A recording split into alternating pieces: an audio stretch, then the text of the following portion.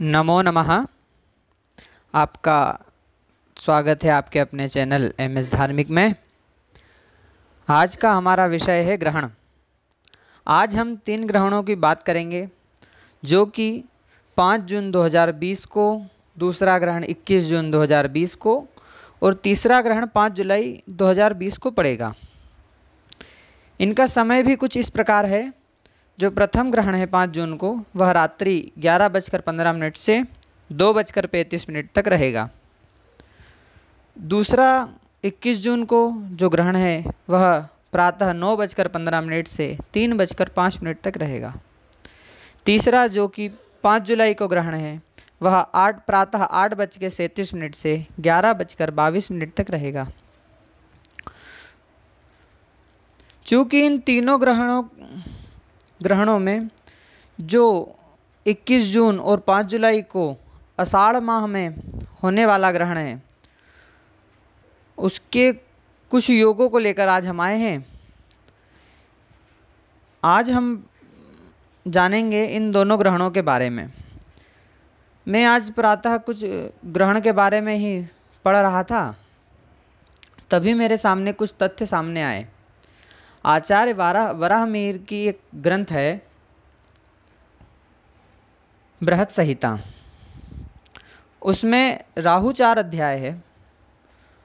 उसको मैं पढ़ रहा था, उसमें ग्रहणों के बारे में विस्तार से वर्णन किया है। उसमें मैंने देखा कि जब ग्रहण पड़ेगा तब कुछ ग्रहों की दृष्टि या ग्रहों के साथ रहने से इस समय हमें किस प्रकार का कष्ट हो सकता है या हानि हो सकती है, इसको लेकर हम आज आए हैं। तो जब मैं इसे पढ़ रहा था तो मेरे सामने एक श्लोक आया। पश्यन् ग्रस्तं सौम्यो घृत मधुतेल छयाय राज्ञा च भौम समर विमर्दम शिखी कोपम तस्करम भयः। इस श्लोक में से कुछ हमें ग्रहण करने की बात है कि यदि मंगल की दृष्टि सूर्य या चंद्रमा पर पड़ रही हो तो युद्ध के आसार बनते हैं, अग्नि से भय होता है, वह चोरी की समस्याएं बहुत बढ़ जाती है, चोरों से भय हमें रहता है। वैसा ही योग हमें 21 जून को जो ग्रहण पड़ रहा है उसमें देखने को मिलता है। इसके बाद बात आती है कि ग्रहण के समय यदि सूर्य या चंद्रमा के साथ कोई ग्रह बैठा हो तब भी हमें बहुत से कष्ट होते हैं। उसके बारे में मैंने देखा तो 21 जून के दिन बुध सूर्य चंद्रमा के साथ स्थित है, तो उसका भी मैंने जानकारी निकाली। तो उसमें एक श्लोक मिलता है, राहु 4 अध्याय में ही है, 64 नंबर श्लोक में, जब 65 नंबर श्लोक में हम देखेंगे।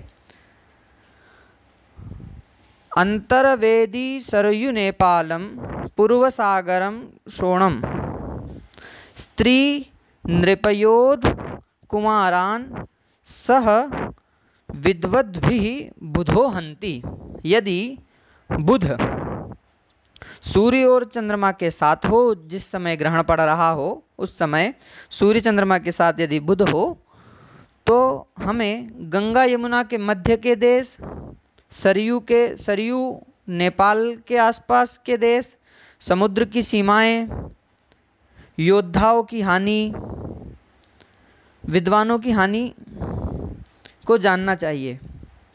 तो यह योग भी 21 जून को जो हमारा सूर्य ग्रहण पड़ रहा है उसमें देखने को मिलता है।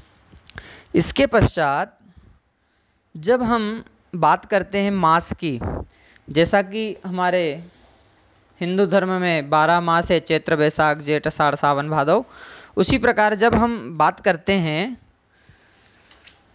कि जब आषाढ़ माह में सूर्य अथवा चंद्र ग्रहण हो तो क्या फल होता है। अनायास ही आषाढ़ मास में हमारे 2 ग्रहण पड़ रहे हैं। एक सूर्य ग्रहण भी है जो 21 जून को है, और एक चंद्र ग्रहण है जो 5 जुलाई को है। दोनों ही आषाढ़ मास में पड़ रहे हैं। इसके लिए भी आचार्य ने एक श्लोक में वर्णन किया है।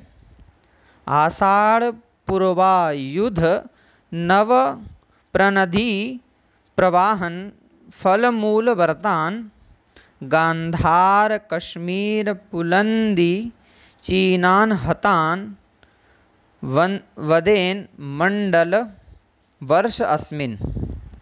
मतलब यदि आषाढ़ माह में सूर्य ग्रहण अथवा चंद्र ग्रहण हो तो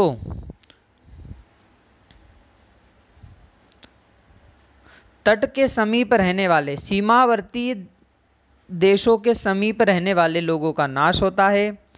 जो जंगल इत्यादि में रहकर कंदमूल फल इत्यादि खाते हैं लोग, उनकी हानि होती है।